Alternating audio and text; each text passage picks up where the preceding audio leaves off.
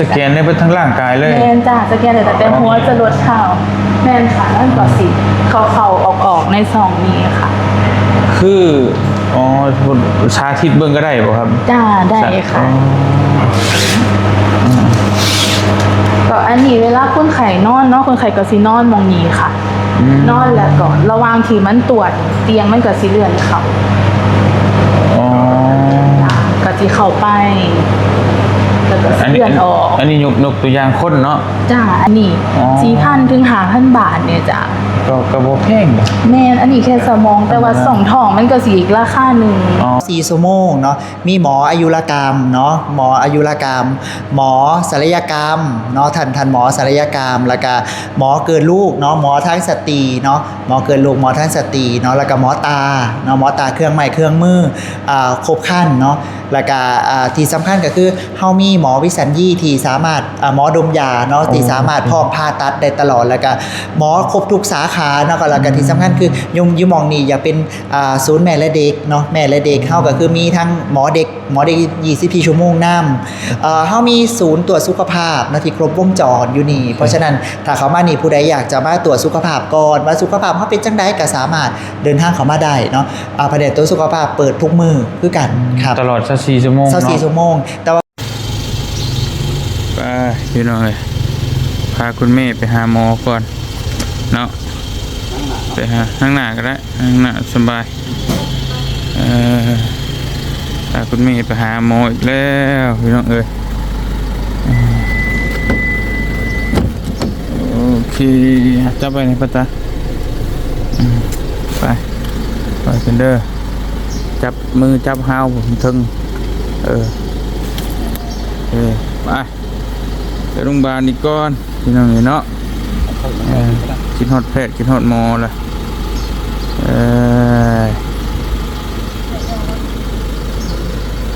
ไป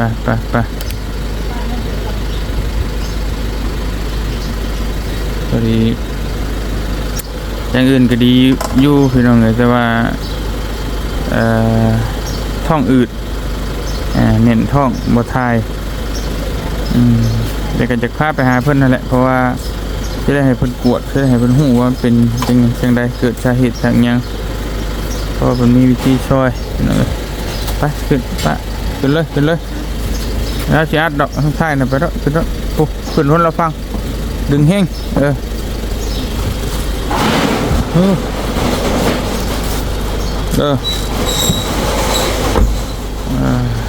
ไป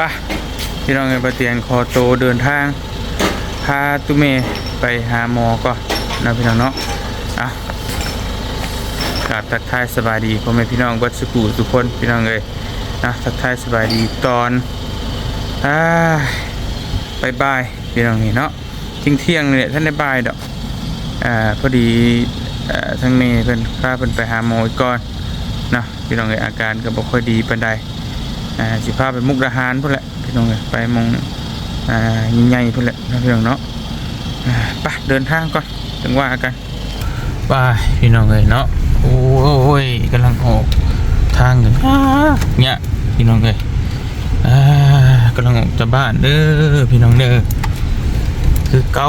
พี่น้องเอ้ยเนาะพุ่นแหละไปมุกดาหารพุ่นแหละอยู่ซื่อๆกับประจักษ์คมเฮ็ดพี่น้องเอ้ยเวลามันเป็นเวลามันขึ้นมาเนาะประจักษ์คมเฮ็ดต้องไปใกล้แพทย์ใกล้หมอพุ่นแหละปลอดภัยชุดละพี่น้องเอ้ยนี่ก็ไป4 คนเนาะป้าตาตู้พ่อสวัสดีเด้อพี่น้องป้าตา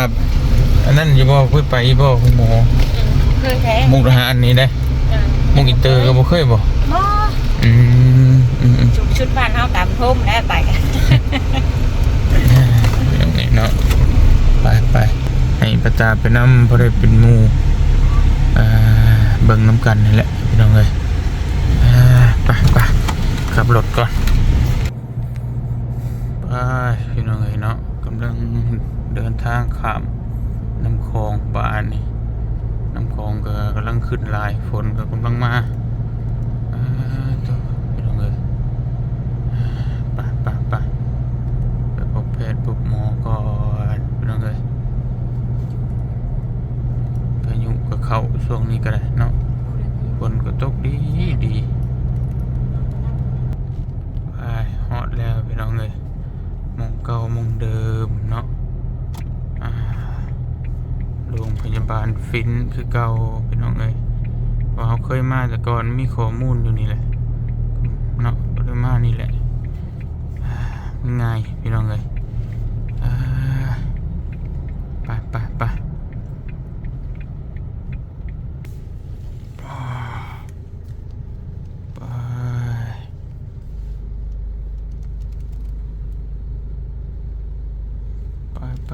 ไป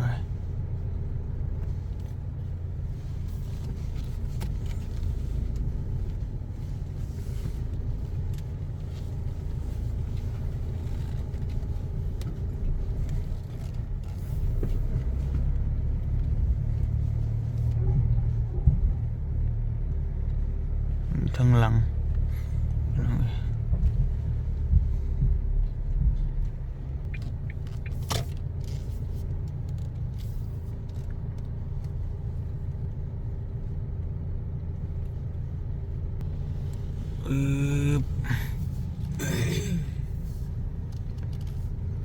โอเคไปพี่น้องเลยบ้านนี่ครับไปโอเคพี่น้องเลยโอ้ยไปพี่น้องเลยตอนนี้ก็กำลังรอแพทย์รอหมอเนาะรอพบแพทย์พบหมออยู่พี่น้องเอ้ยเดี๋ยวแพทย์หมอก็มาตรวจเอ็กซเรย์ไปแล้วยังหมอโดยตรวจหลายอย่างหลายนิ้วพี่น้องเอ้ยพี่น้องเอ้ยตัดภาพมาอีกบาทหนึ่งเท่ากับเป็นโรงพยาบาลเลขที่ว่าเพิ่นให้รีวิวเนาะพี่น้องเนาะโอ้เพิ่นให้เฮาถ่ายให้รีวิวเครื่องพี่น้องเนาะเกี่ยวกับอีหยังก็บ่รู้ เครื่องของ โอ้ ซีที่สแกน ที่สแกนโอเคสวัสดีครับสวัสดีครับผม โดยเดี๋ยวเข้าไปเบิ่งของในห้องกันนอกซีที่สแกน เดี๋ยวผมขออนุญาตหนีบไม่จังหน่อย หนีบไม่เนาะหนีบบ้างไหนไอ้ว่าหนีบบ้างไหน หนีบให้มันใกล้ๆนี่ก็ได้ครับ เดี๋ยวให้น้องหนีบไปได้เดี๋ยว จุ๊บโอเค โดย เสียงที่ค่อยๆโอเคได้แล้วโดยอันนี้เป็นของซีที่สแกนเนาะ128สไลด์อ่านผลได้เร็วแห้งเพราะฉะนั้นอ่านผลความแม่นย่ำความเป็นอย่างเมื่อสิเร็ว ครับผม เดี๋ยวพาเขามาเบิ่งครับผมโดยเครื่องมือที่ท่านสมัยแห้งเนาะก็พี่น้องเลยเพิ่งครั้งแรกเคยได้เห็น แนะนำหนีบจังได๋ล่ะแกะออกแม่นบ่ แกะก็ได้ครับบีบเขาก็ได้ ถือก็ได้บ่ ถือก็ได้ค่ะ เดี๋ยวมันสิเหี่ยเด้ เพราะเสียงเดี๋ยวผมหนีบก็ได้เพราะเสียงมันจะไม่ได้ยินถ้าเสียงมันจะเบานิดนึงโอเคครับอันนี้คนที่จะฉีด หน่าจะ แนะนำเป็นภาษาลาว สวัสดีค่ะ จะเล่าภาษาไทยก็ได้ ภาษาไทยก็ได้ จ้า ส่วนไลฟ์ที่ก็มีแต่คนไทย FC ผมเป็นคนไทยหลายครับผม ชื่อหลินค่ะ เป็นเจ้าหน้าที่นักรังสีเทคนิคจ้าก็จะเป็นคนให้บริการเครื่องตรวจตัวนี้เด้อตัวนี้มันว่าตัวเอ็กซเรย์คอมพิวเตอร์ค่ะ ก็คือมันสิมีความละเอียดสูงกว่าเครื่องตรวจทั่วๆไปจ้ะก็สิสแกนได้ตั้งแต่หัวจะลดเท้าค่ะ อันนี้สิซอยคุณหมอวินิจฉัยเบิ่งว่าในร่างกายเฮามีหยังแน่เฮาเป็นอันหยังแน่เลยค่ะ โอ้คือสแกนได้เบิดทั้งร่างกายเลยแม่นจ้ะสแกนได้ตั้งแต่หัวจะลดเท้าแม่นค่ะนั่นก็สิเข้าๆออกๆในซองนี้ค่ะ คือชาทิศเบิ่งก็ได้บ่ครับ จ้าได้ค่ะก็อันนี้เวลาคนไข้นอนเนาะคนไข้ก็สินอนมองนี้ค่ะนอนแล้วก็ระหว่างที่มันตรวจเตียงมันก็สิเลื่อนเข้าก็สิเข้าไปแล้วก็เลื่อนออกอันนี้ยกตัวอย่างคนเนาะจ้าอันนี้คนสมมุติคนนอนอยู่นี่ค่ะ อากาศสิเบิ่งแต่ว่าอันนี้นะเป็นตัวรัดกันคนไข้ตกเตียงจ้ะเป็นเพื่อความปลอดภัยเนาะจ้ะก็สิเข้าไปนั้น ใช้เวลาโดนบ่ครับตัวนี้ ตัวนี้บ่โดนจ้ะเข้าเดียวเข้าไปออกหน่อยเดียว แต่ก็ขึ้นอยู่กับหม่องที่เฮาสิตรวจนำขึ้นนำคุณหมอนำแต่เบื้องต้นก็คือแต่ละการตรวจนี่สแกนบ่เกิน15นาทีค่ะ อ๋อคือตรวจได้ทุกชิ้นส่วนเลยพี่น้องเนาะ ตรวจได้ตั้งแต่หัวจนเท้าเลยเมื่อยังคนไข้อุบัติเหตุเนี่ยเขาก็มักสิมาตรวจนี่นะจ๊ะตรวจก็คือส่วนใหญ่ตรวจสมองเพื่อประเมินว่าคนไข้นี่มีภาวะเลือดออกในสมองอยู่บ่ อ๋อบ่เตียงเคยเห็นแต่ตัวซีสแกนสมอง จ้าอันนั้น แต่ว่าตัวนี้มัน บ่อย สแกนได้ทั้งตัวเลย ค่ะ โอ้โอเคพี่น้องเครื่องมือเพิ่นทันสมัยแฮงเนาะ จ้าอันนี้ก็ข้อเดียวค่ะ อ๋อเข้าซำนี้ออกมาแล้ว จ้าอันนี้ก็ถ้าคนไข้แล้วเฮาก็สิพาคนไข้ออก อันนี้มันสิฮู้หยังแน่ครับทั้ง มันก็สิหูไปจนถึงว่าคนไข้มีกระดูกหักบ่อันนี้ก็เบิ่งได้ หรือว่าคนไข้สงสัยว่ามีก้อนในช่องท้องนี่ก็เบิ่งได้ค่ะ อ๋อ แม่ อ๋อพี่น้องเนาะ และอันนกตัวอย่างค่าใช้จ่ายตรวจครั้งหนึ่งประมาณเท่าไหร่ประมาณ โอ้ก็ขึ้นอยู่กับส่วนที่ตรวจจ้ะ อ๋อ เอาที่ เผื่อว่ามีคนแบบดูอยู่แบบว่าเพิ่นเบิ่งอยู่สินะแบบก็อยากไปตรวจเลยจากหูราคานั่นคือแบบประมาณนั้นนะเดี๋ยวคร่าวๆก็ได้ ข่าวเนาะมันก็ ย สิ กตัวอย่างมันโลกหนึ่งก็ได้จากหูสักโลกหนึ่ง สแกนสมองก็ได้สมมุติ ถ้าสแกนสมองอย่างเดียวเนาะแบบถ้าบ่ใส่ยาน่ะสิอยู่ที่5,000 บาทประมาณนี้จ้ะประมาณ5,000 บาทเด้อแต่นี่บ่แม่นราคาแน่นอนแต่มันสิอยู่ในเลนจ์นี้ 4,000 ถึง 5,000 บาทเนี่ยจ้ะ ก็บ่แพงนะ แม่นอันนี้แค่สมองแต่ว่าส่องท้องมันก็สิอีกราคาหนึง อ๋อ แม่นจ้ะ โอเค อย่างส่องท้องมันก็สิประมาณหมื่นหนึ่งถึง18,000ประมาณนี้จ้ะแต่ว่าทั้งนี้ทั้งนั้นก็ขึ้นอยู่นำคุณหมอนำค่ะ แต่ว่าก็ถ้าเฮามาแล้วคุณหมอสิส่งตรวจเนี่ยแต่เดี๋ยวเขาก็สิประเมินราคาให้เฮา อ๋อ อยู่แล้ว โอเคครับผม แต่เครื่องนี้ซอยได้หลายเลยค่ะซอยคุณหมอวินิจฉัยได้หลายเลย มันความละเอียดมันสูงแฮงจ้ะ โอเคพี่น้องเนาะก็จนบ่เตียงอยากตรวจเบิ่งพุ่นเด้จะมีโอกาสสิมาตรวจเบิ่งเนาะครับเนาะโอ้อันนี้ถือว่าเป็นมันเป็นถือว่าเครื่องมือที่ทันสมัยในโรงพยาบาลเพิ่นเลยทุกแห่งเนาะครับเนาะมองมันกับอันนี้เพิ่นก็ถือว่าอยากแนะนำนะพี่น้องเอ้ยผู้ใดที่ว่ามันไปหม้องอื่นแล้วมันวินิจฉัยโรคมันยังบ่ตรงประเด็นมาเบิ่งเครื่องนี้เพิ่นว่า ใกล้เรา ใกล้ลาวครับ จ้ะ โรงพยาบาลพี่ หาที่มาแต่กลัว พี่น้องเนาะผู้ถ้าว่ามาบ่ได้ไปบ่หามาบ่ได้ก็ให้อ้ายเพิ่นไปรับฮอดฟังเล่าวเลยพี่น้องเนาะคักปิ่นมุกดาหารยินดีให้บริการ โอ ด้วย เค ค่ะ ขอบคุณหลายๆเด้อครับเด้อขอบคุณหลาย จ้ะ ๆเป็นบริการดีแฮงพี่น้องเนาะ ค่ะ ไปใช้ได้แล้ว จ้ะ บาดนี้พี่น้องโอ้เป็นครั้งแรกที่ว่าเพิ่นให้รีวิวโรงพยาบาลบ่เคยได้เทื่อได้บ่เตียงก็ได้เพราะปกตินี่เฮาสิบ่ได้ถ่ายทั้งหม่องทั้งเจ้าหน้าที่เพิ่นเฮ็ดงานเนาะพี่น้องเอ้ยโรงพยาบาลนี่พี่น้องเอ้ยดีหม่องที่ว่าเพิ่นข้ามไปรับเอาเลยเนาะอยู่ฝั่งลาวพุ่นไอ้ลังใส่จวด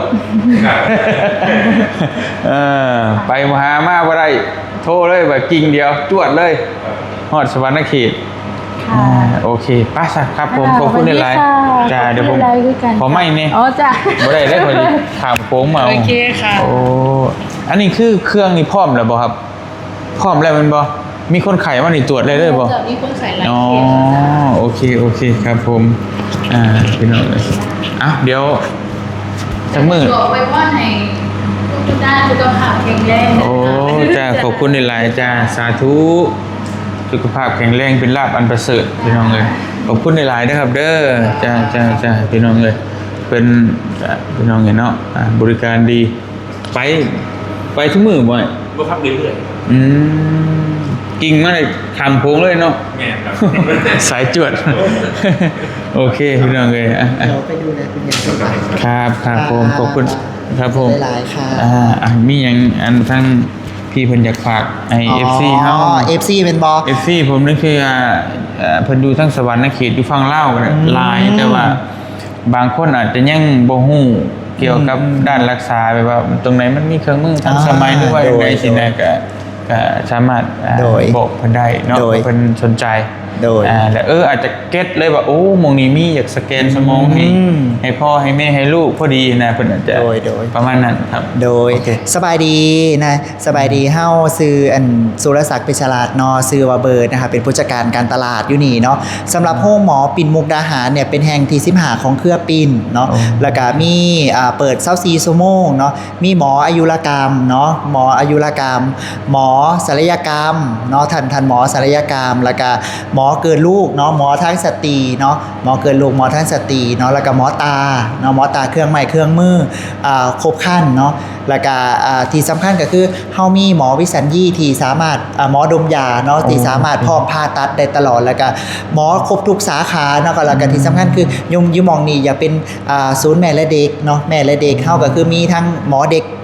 24ชั่วโมงนำเฮามีศูนย์ตรวจสุขภาพนะที่ครบวงจรอยู่นี่เพราะฉะนั้นถ้าเขามานี่ผู้ใดอยากจะมาตรวจสุขภาพก่อนว่าสุขภาพเฮาเป็นจังไดก็สามารถเดินทางเข้ามาได้เนาะแผนกตรวจสุขภาพเปิดทุกมื้อคือกันครับ ตลอด24ชั่วโมงเนาะ 24ชั่วโมงแต่ว่าเบื้องต้นเนี่ยส่วนใหญ่จะเป็นย่ามมื้อเช้าเนาะแต่ตรวจสุขภาพกับงดอาหารในครบ8ชั่วโมง โอเค นะครับแล้วก็มาตรวจผลจะได้ตรง 100%เนาะ โอเค โดย ครับผม โดยขอบใจได้หลาย พี่ชื่อว่าไหนตัวครับ ซื้อเบิร์ดครับซื้อเบิร์ด เป็นคนไทยบ่ เป็นคนไทย คือบอกเล่า บอกเล่าคือ เป็นบ่ แบบชัดแห้งนะ เป็นคนไทยเป็นคนไทย เป็นคนจังหวัดไหนครับ เป็นคนอุบลเป็นคนอุบล โอ้ เป็นคนอุบลแล้วก็ใหญ่มาอยู่มุกดาหารแต่ข้ามไปสวรรค์เขตนี่ดูเด้ โอ้ ข้ามไปสวรรค์ดูมีอันเอื่อยหากอายหากอยู่พุ่นหลาย อ๋อ เดี๋ยวสิขามไปยามอยู่ว่าหันคุยกับแม่อยู่ว่าเดี๋ยวขามไปยาม ยินดีต้อนรับครับ นั่น ผ ล่ะ ม ก็มาเป็นครอบครัวคือเป็นครอบครัวปิ่นคือกันเนาะเดี๋ยวสำคัญคือบ่อยากให้ป่วยเนาะบ่อยากให้ป่วยถึงเขามาแต่ว่าถ้าเฮามาตรวจสุขภาพได้ก็แห่งดี ครับผม มาคัดกรองโรค ก่อนลูกมียังได้เบิดก่อนครับพี่นี่ ได้เบิร์ดครับเกิดลูกได้ห้องอยู่นี่มีห้องคือถ้าเป็นภาษาลาวคือบอกว่ามีห้องเกิดลูกเนาะมีห้องเกิดลูก ครับผม แล้วก็อันกลุ่มผู้ป่วยหนักก็มีห้องมรสุม ครับผม มีห้องมรสุมห้อง อยู่พี่เอิญฉุกเฉินโอเค อยู่มรสุมกับมรสุมเด้ มาถึง ต่างหาก อืม ในวันนี้คือฉุกเฉินแม่นบ่ ครับผม อยู่ฟังยังฟังผู้อื่นหยัง มรสุม มรสุม มอสคือ ICU ICU แม่ ICU ของเรามีทั้งหมด12เตียง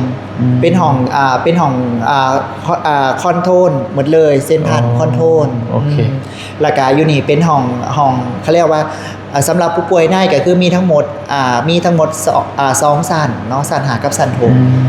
ห้องดีแห้ง ครับผมครับผม เป็นคนไทยคนไทย คิดว่าคนลาว คนลาว โอ้ คนลาว ก็แบบชัดแห้งนะครับแบบว่าแบบว่า ข้ามไปดู โอ้ ใกล้กันครับอยู่บน แม่ ไกล กับเมนยูแบบบางคนกับเพิ่นเป็นคนอีสานอยู่แต่ไทยอีสานแต่ว่าว่าอาจจะบ่ได้แบบเป๊ะนะแต่นี่เป๊ะเลย โอเคครับ ขอบใจได้หลายจะได้กา โดย ถ้าขามาเนาะบางคนขามาว่าอยู่สายขามาขามครัวมาข้าวเดียวเนาะขามครัวมาก็เลี้ยวซ้ายแล้วก็อีกประมาณบ่เกิน1กิโลโรงพยาบาลเฮาก็อยู่ทางซ้ายมือคือกันเนาะตรงวงเวียนแล้วก็เลี้ยวมาทางซ้ายตรงขามโรบินสันสังเกตที่โรบินสันก็คือโรงหมอเฮาอยู่ตรงขามเลย ตรงข้ามกับโรบินสันมุกดาหารเนาะพี่น้องเนาะ โดย มาได้ไปบ่หามาบ่ถือกะเข้าไปใน Google พิมพ์เลยเนาะเบอร์โทร Facebook ก็ได้ Facebook ว่าโรงพยาบาลปรินซ์มุกดาหาร โอเคเพราะมันก็จะมีช่องทางติดต่ออยู่ในหัน โดย เนาะ โอเคโรงพยาบาลเพิ่นก็เขียนทั้งภาษาไทยภาษาลาวได้พี่น้องเอ้ยผู้ใดอ่านภาษาไทยบ่เป็นก็มีภาษาลาวให้อ่านพร้อมเนาะทั้งหน้าพุ่นน่ะ พลคนบอกว่าเขามาบ่จักสิไปใส่มาใส่บ่ต้องห่วงเฮามีน้อง CRM ต้อนรับเจ้าหน้าที่ต้อนรับค่อยพาไปพามาเนาะ แต่เพิ่นดีพี่น้องเอ้ยคือเข้ามาว่า ปั๊บนี่ผู้ใดที่ไม่เมื่อยเพิ่นให้นั่งรถเข็น อ้าว ปั๊บไปส่งพุ่นส่งพี่โอถือว่าบริการดีแห้งเนาะโดยขอบใจ โด ขอบใจ จะได้รายเดอร์พี่น้องเลยไปบัดนี้ ขอบใจได้ไหนเดี๋ยวมาแหลกไล่กันหน่อยมากเพื่อนหนาเดี๋ยวยกมาดูแล โอเคจ้ามาพี่น้องเลยไปพี่น้องกลับบัดนี้เนาะเอาหืดเอายาเรียบร้อยเลยไปพี่น้องเลยกลับก่อนบัดนี้ ใช้ได้ยังมาเนี่ยประมาณนี้ นี่ดิ เบิ่งดู ยาโอ้ยหนักเลยฉันนี่แหละ โอ้ยานาบเนาะ ยังไง ขาด ใส่สองแล้วเนี่ย เรียบร้อย แล้วก็ ยานาบยาเม็ด เบิดเท่าไหร นี่มาจำเนาะมาจำไปเลย มันจะ แก้ขึ้นได้แคนเซิล 6,930 บาท 6,000 7,000ซะ 7,000ใช่ แต่ขนาดว่าบ่ได้อย่างได้นี่เนาะ เนี่ย คือว่าให้เอ็กซ์ซาวด์แซ เอก ว ซาวกับ1,000 กว่าบาทแล้วก็ไล่กันแล้วก็เก็บโน่นนี่นั่นก็บ่ฮู้ดอก 6,000 ไปมุกก็คือก็10,000เดือนละ10,000ปลายเด้บ่ได้นอนบ่ได้หยัง คือกันแล้วติต่อยา 14,500ละอันมุกอินเตอร์นะพาตุ้เมย์ไปเถื่อกับประจำคนรัก10,000 ปลายเด้อ จุกเพื่อนเลยเนาะ จุกพี่น้องไงได้จ้ะ ยอมรับว่าเพิ่นดีและยาเพิ่นใครอยู่ ไปจะเดินทางกลับพี่น้องไงสรุปแล้วก็รถคันติดเนาะหมอเพิ่นว่าลำไส้พี่น้องเอ้ยลำไส้เราบ่ดี มาทันได้กินบ่ยา จะได้กิน ยังนะ จังหน่อยไปกินข้าวกันบ่เพิ่นชวนให้กินก่อนนอน ก่อนก็ได้ เดี๋ยวมันฮ้อนท้องบ่ ข้าวเช้าเนาะ กิน ไปพี่น้องเลยแต่ว่ามันลำไส้ครับบอกขับถ่ายมันมีของเสียอยู่ในลำไส้แหละปัญญาให้ยาระบายเมื่อให้กินกับเมื่อพักผ่อนอยู่บ้านเนาะไปกับบริโนอนพี่น้องเอ้ยมื้อนี้ก็มาหมกแบบสายผ้าแลบสายผ้าด้วนพี่น้องเอ้ยจะได้ก็ขอขอบคุณขอมุกขอบใจ FC ปัจจุบันทุกคนที่ติดตามแล้วก็ฮักแพงเนาะได้รีวิวโรงพยาบาลเพิ่นพร้อมมื้อนี้พี่น้องเอ้ยเพิ่นให้รีวิวโรงพยาบาลฟิน อันนี้ภาษาลาวได้นี่เนาะห้องหมอนี่ แมนฟินมุกดาหาร